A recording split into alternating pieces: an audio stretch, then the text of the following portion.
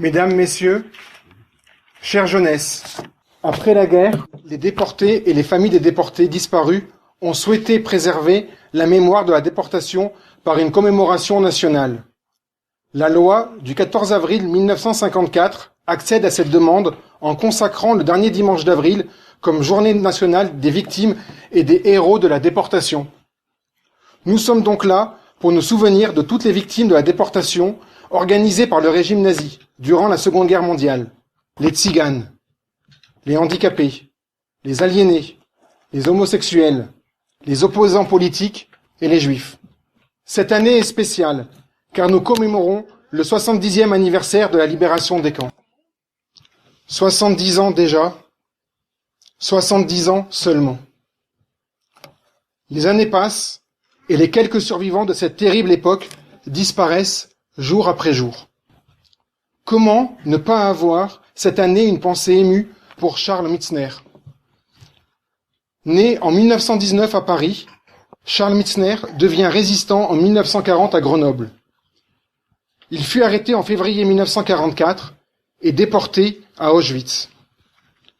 Rescapé des camps de la mort, il a longtemps gardé le silence avant de se confier à Marie Billet qui a recueilli son témoignage dans un ouvrage intitulé « Seul au monde ». Toujours présent aux commémorations, c'est une grande figure grenobloise et l'un des derniers témoins de la Shoah qui disparaît.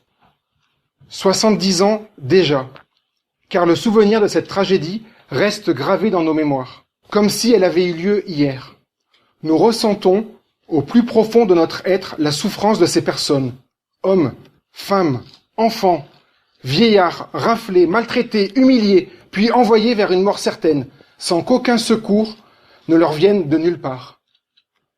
70 ans déjà, car les images des Alliés découvrant avec stupeur l'horreur indicible des camps de la mort, c'était hier. La Shoah n'a pas d'équivalent dans l'histoire, pourtant riche en atrocités. C'est un crime industriel, planifié et méthodique. C'est un crime contre l'essence même de l'homme. C'est un crime qui entendait dénier à une partie de l'humanité le droit d'en faire partie. 70 ans déjà, car 3 générations sont passées. Comment pouvons-nous expliquer aux petits-enfants ce qui est arrivé aux enfants disparus dans la tourmente? Comment leur expliquer l'inexplicable? Comment leur expliquer le mobile, la lâcheté des auteurs de ce crime imprescriptible?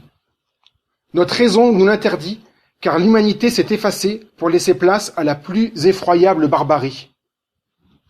70 ans déjà, car le temps est désormais compté pour obtenir les témoignages en vue de reconnaître des justes qui n'auraient pas encore été honorés par Yad Vashem à Jérusalem. C'est faire acte de mémoire, mais aussi et surtout d'une reconnaissance éternelle que de rendre hommage à ces héros de l'ombre qui ont su préserver la France d'une tâche indélébile. L'histoire de la France ne se résume heureusement pas au seul régime collaborationniste de Pétain. Les justes de France ont permis aux 2/3 des Juifs de France de survivre. Pourcentage unique parmi les pays occupés, qui ont vu partir en fumée jusqu'à 95% de leur population juive. Nous devons nous souvenir des résistants, des simples citoyens de toute conviction, de toute origine, de ces hommes et de ces femmes, de France et d'ailleurs, qui ne sont pas restés indifférents et qui se sont levés pour refuser la barbarie nazie et engager le combat au risque de leur vie. Je veux qu'on se souvienne de ces déportés entrés en résistance face à leurs bourreaux et à lutter chaque jour pour rester en vie et à venir témoigner. 70 ans seulement. Oui, seulement, car en 70 ans, la notion de crime contre l'humanité s'est galvaudée. Les bonnes consciences crient « plus jamais ça », en laissant chaque jour sur de nombreux points de la planète de nouvelles scènes monstrueuses se dérouler sans que personne n'agisse. N'oublions pas le Cambodge, le Rwanda, la Syrie ou le Kenya aujourd'hui, pour ne citer que les massacres les plus importants.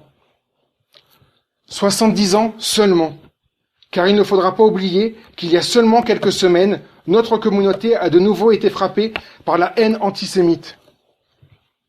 Les lacunes sont criantes dans l'apprentissage de la citoyenneté et dans la transmission des valeurs universelles auprès des jeunes générations. Il y a 70 ans, la lâcheté a permis l'innommable. Il semble, hélas, que les leçons de l'histoire n'aient pas été retenues. La haine des Juifs reste et n'a pas disparu. On tue encore en France des hommes et des enfants pour le seul motif d'être juifs. La communauté juive a toujours en son corps défendant joué un rôle de baromètre dans la société. Quand on s'en prend à elle, cela démontre un profond malaise dans la société. Cela démontre, si cela est encore nécessaire, que le monde tourne mal. Nous devons tous travailler et réfléchir pour que cela ne se reproduise plus.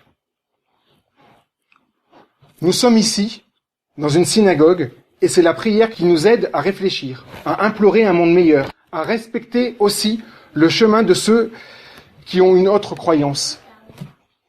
Mobilisons-nous contre les menaces d'aujourd'hui au nom de ceux qui ont péri hier et prions pour que leur âme puisse reposer en paix.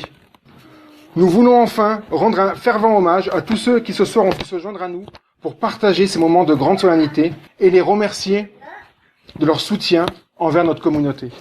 Merci.